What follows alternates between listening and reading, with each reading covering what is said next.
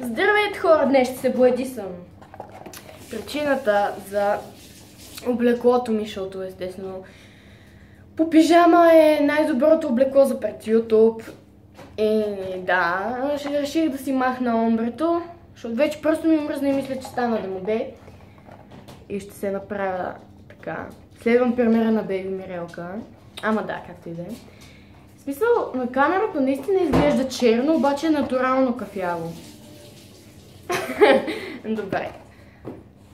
Let's get started. Да, разтворихме боята в отсветителя и какво? Разтръскваме. Смесваме. Приличаш ми на уния барманите, дете такова фрешо да шейкери. Барман с шейкър в ръка, почти същото е.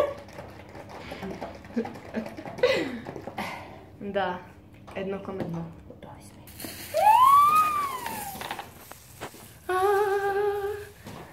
Ще си сваля очилата. Да не ми ги намажиш. Оп. Вижда ти са лицето. Гледай да ми се вижда лицето. Ами гледам, ама зрителите. Ще боли ли? О, студено е! Край. Бай. Надявам се да не стана като Мирела с черната коса. Опа!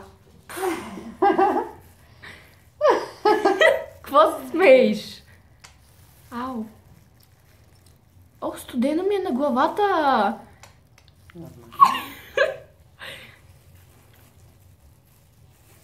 О май гад!